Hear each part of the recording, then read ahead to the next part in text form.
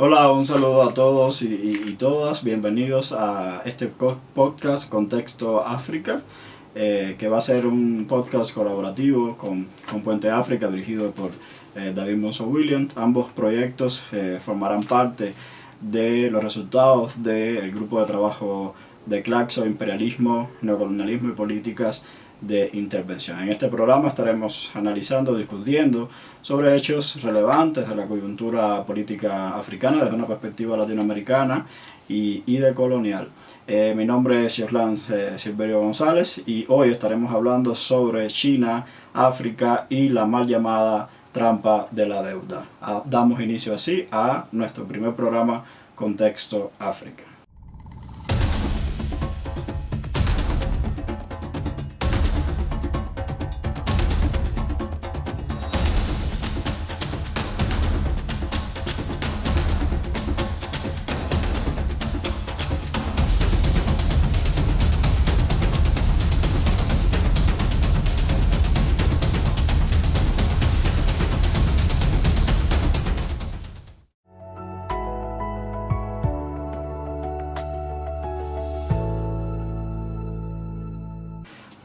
Uno de los temas más polémicos del África contemporánea ha sido sin duda la marcada proyección que China ha tenido hacia África.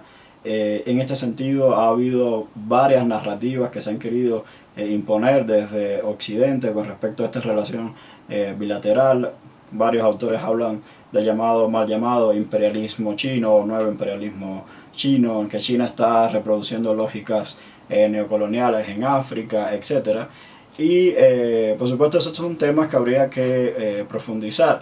Y cuando nosotros analizamos las relaciones bilaterales de China con África, vemos que ha habido un salto muy fuerte en los últimos 25 años. Esta relación de China con África se comenzó a institucionalizar a partir del año 2000 con la creación de la cumbre de la FOCAT, es decir, el Foro de Cooperación China-África, y desde entonces hasta la fecha se han realizado varias de estas cumbres bilaterales con un promedio de cada 2-3 años, donde se reúnen líderes chinos a más alto nivel con mandatarios africanos, ya sea en África o en China. A través de estos mecanismos pues se articulan todas las políticas que tienen que ver con proyectos de infraestructura, colaboración, proyectos a largo plazo, fondos de inversión, etc. Es decir, toda la cooperación de China con África pasa en primer lugar por este foro.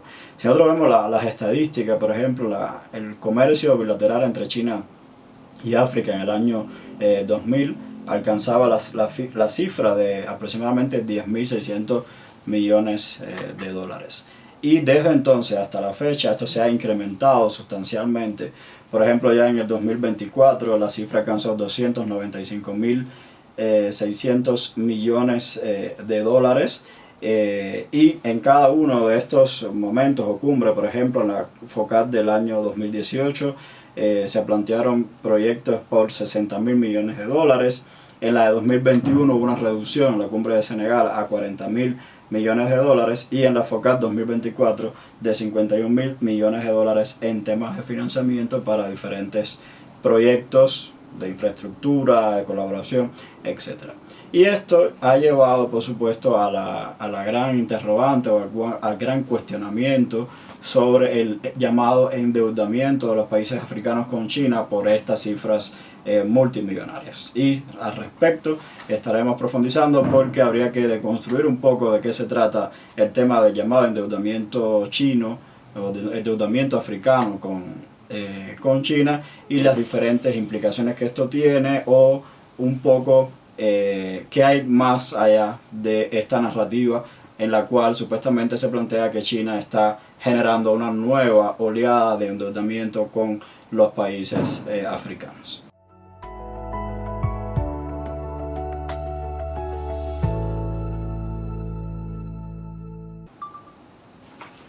Han sido varios los enfoques que se han querido imponer o las narrativas que se han querido imponer de manera dominante con respecto al tema China-África. Por ejemplo, se habla del apoyo a gobiernos dictatoriales y falta de compromiso con derechos humanos y libertad de expresión. Esto ha sido un enfoque muy recurrente en lo que respecta a las acciones de China con África.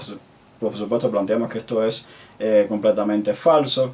Se habla también de que hay una falta del impacto social en comunidades locales de los proyectos chinos, lo cual también es falso, porque por supuesto todos estos grandes proyectos de infraestructura que se han ido construyendo en los últimos 20 años por parte de China, pues indiscutiblemente sí han ayudado a las comunidades locales, porque se han mejorado las infraestructuras de puentes, de carreteras, que se disminuyen los tiempos de traslado de las personas y de mercancías, y se conectan regiones que antes no estaban conectadas.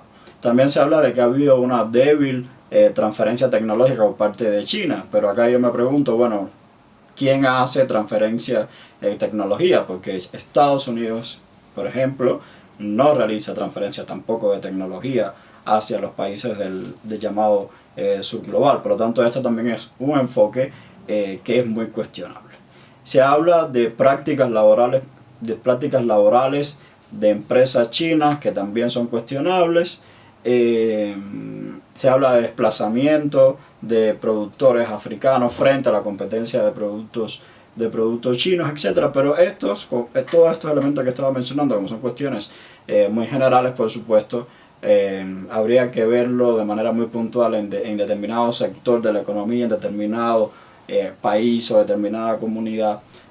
Lo que pasa es que se suele a ver muchas veces pues generalizar este tipo de cuestiones, lo cual no implica de que sí haya aspectos negativos de la cooperación de China con África. Pero sin duda el tema que nos convoca a este programa tiene que ver con el tema de la deuda china y la llamada trampa de la deuda.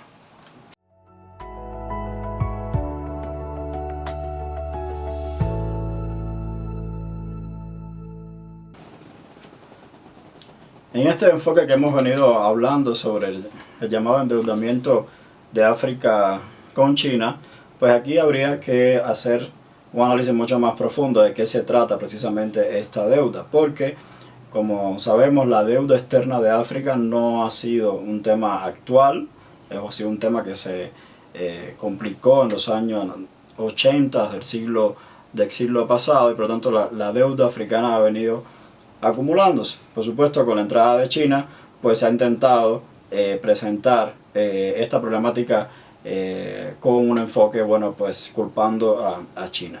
Sin embargo, lo que no te dicen o lo que no plantean con respecto al tema de la deuda es que, bueno, en efecto, la deuda pública de África ya alcanza casi que el 57-58% del Producto Interno Bruto, que sería el 100% de esa deuda. Lo que pasa es que esa deuda se divide en dos aspectos fundamentales: la deuda externa y la deuda doméstica. Y la deuda externa africana también se va a dividir en tres facetas. Pues vamos a tener ahí la deuda oficial, bilateral, es decir, la que se contrae entre países; la deuda multilateral, que es la que se contrae con organizaciones y organismos internacionales como el Fondo Monetario o el Banco Mundial; y la deuda comercial, incluidos los eurobonos. Ahora, cuando nosotros vemos estas tres dimensiones de la deuda externa africana, tenemos que en el caso de la deuda bilateral, que es el 9,5%, estos son datos del año 2020, China tenía el 5,4% de la deuda bilateral, mientras que otros acreedores tenían el 4,1%, lo que no te dicen cuáles son los otros acreedores de esa deuda bilateral. Y con respecto a la multilateral, pues estamos hablando del 15,7%. Es decir, aquí ya hay una diferencia en cuanto a China y otros actores internacionales en el tema del manejo de la deuda africana. Ahora, con respecto a la deuda comercial, que es el 20,6%, China solo tiene el 1,9%, es decir, casi el 2% de la deuda comercial, mientras que el resto de los actores internacionales tienen el 18,7%.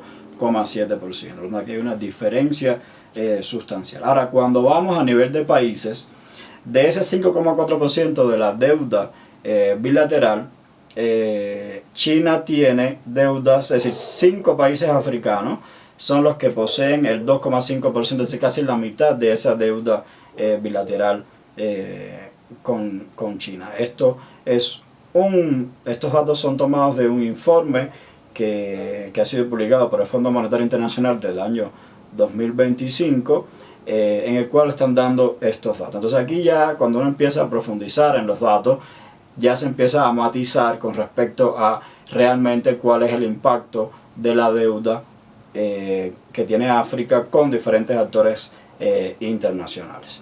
Si vemos también de ese mismo informe la proyección que se había hecho sobre el servicio a la deuda externa del 2022 al 2026, pues vamos a tener ahí en rojo que China sigue teniendo el 12% de toda la deuda del continente africano, mientras que la deuda multilateral tiene el 24%, la bilateral de otros actores el 10% y la deuda comercial, excluyendo a África, el 54%. Por lo tanto, por eso es que yo planteaba de que habría que matizar con respecto a los enfoques que se manejan con la deuda africana. Si nosotros vemos entonces cuáles son los países africanos que más endeudados están con China, los primeros 10 países representan el 77% de la deuda. Y estamos hablando de 55 países africanos. Por lo tanto, mucho menos de la mitad de los países africanos son los que tienen este nivel de endeudamiento con China. Y de esos 10, los primeros 5 son Angola, Kenia, Etiopía, Camerún y Nigeria. Por supuesto, aquí estamos hablando de Angola y Nigeria, que son los principales productores de petróleo, y sabemos los intereses chinos con respecto al petróleo.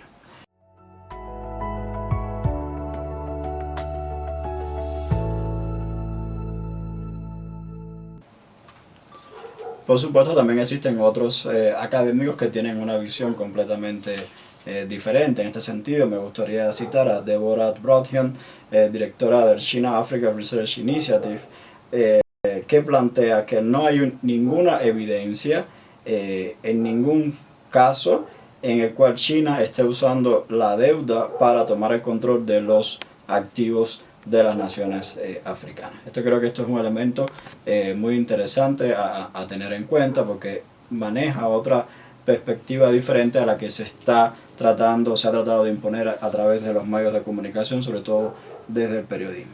Y otro de los aspectos sobre el tema de la deuda china, de la deuda de los países africanos con China, de la que no se habla, es las condonaciones de deuda que China ha realizado en los últimos años.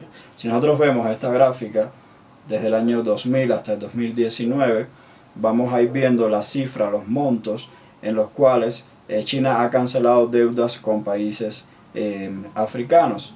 Desde el año 2001, el 2006 y el 2007 fueron los de mayores montos. Estamos hablando de más de 543 millones de dólares en el 2001 y 595 millones de dólares en el 2007. Y también en el 2019 se cancelaron 233 millones de dólares. Y con respecto a esa cancelación de deuda por países entre el 2000 y el 2019, vamos a tener que los países más beneficiados por estas cancelaciones de la deuda por parte de China han sido Zambia, Camerún, Ghana, Sudán, Etiopía, ¿no? Mozambique, han sido los principales, con cancelaciones que superan los 100 millones de dólares. Y en el caso de Zambia estamos hablando de 392 millones de dólares cancelados por parte de China en esta etapa de 2000 a 2019. Yo quiero aprovechar también para recomendar un artículo de opinión publicado por José Naranjo en el año 2023 con el título "La deuda asfixia a África, pero China no es la única responsable", que fue publicado por el diario El País. Yo creo que este autor también introduce elementos interesantes con respecto a su análisis sobre la cuestión de la deuda, donde por supuesto se argumenta que China no ha sido la principal responsable con respecto a este tema de la deuda. Y aquí menciona dos ejemplos: el caso de Zambia, un país que anunció la suspensión del pago de la deuda a todos sus acreedores, que era el 133% de su Producto Interno Bruto.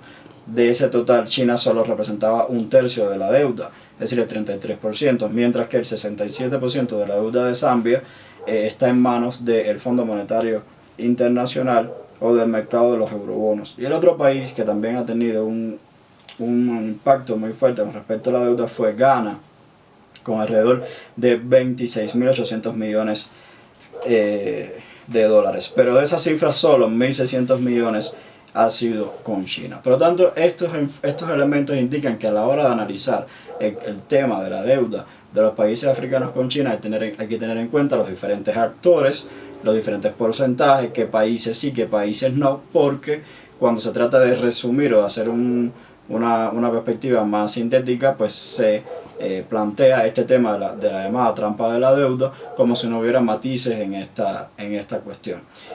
Por lo tanto, creo que estos son elementos interesantes a tener en cuenta. Es una invitación también a pensar o repensar estos temas a la hora de analizar las cuestiones de la deuda y el rol que tiene China en África, para poder ver también los alcances y las limitaciones que tiene el comercio bilateral y la cooperación bilateral de China con África, sopesar los balances y ver pues que en sentido general pues la cooperación de China con África es beneficiosa para ambas partes, y los países africanos pues tienen mucho interés en mantener la relación con China por todas las ventajas que ésta le trae.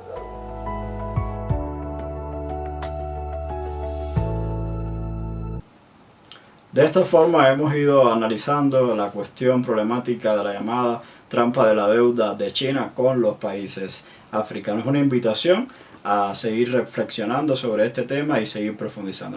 Me gustaría concluir este programa con una frase de Nelson Mandela que plantea: siempre parece imposible hasta que se hace. Muchísimas gracias y nos vemos en una próxima edición de Contexto África.